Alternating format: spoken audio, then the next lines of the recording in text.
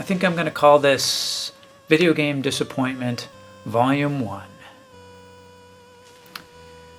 When it came to obtaining video games to play at home growing up, we had several options.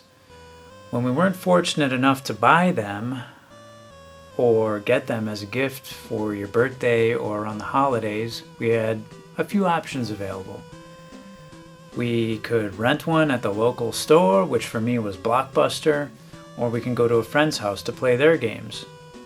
Or, if you were smart, you and your friends can collaborate and maybe rent different games, and then when you went to one another's homes, you'd have more options available to you to pass the time. And the story I'm about to tell you comes from one of those experiences. One weekend, my friend rented Ninja Gaiden for the NES, which I was completely captivated by. The music was fantastic.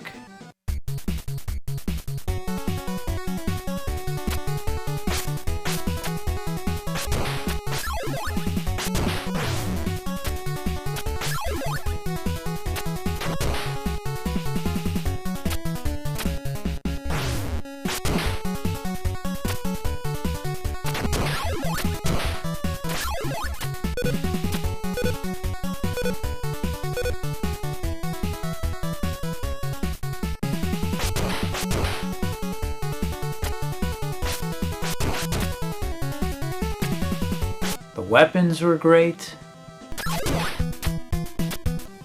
and the gameplay was fast-paced.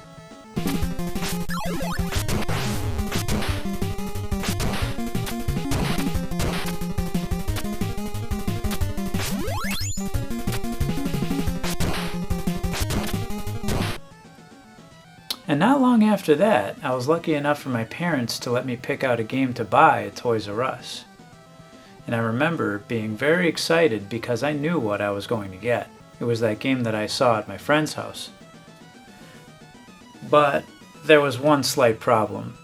You see, enough time had passed between that visit to my friend's house and this trip to the toy store.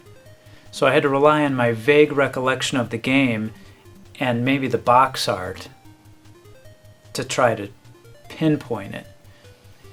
So here we are at Toys R Us, and I'm scanning the entire aisle. I'm looking up, down, left, and right, and finally, I spotted it. And I got it. And we brought it home, and after dinner, my parents let me tear the seal open, crack open the game, and then...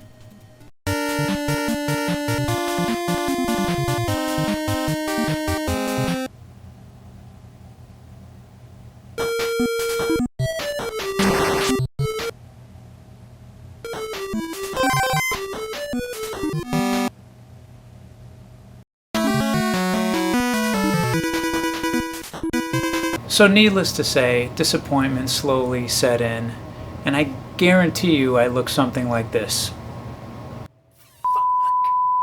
Fuck.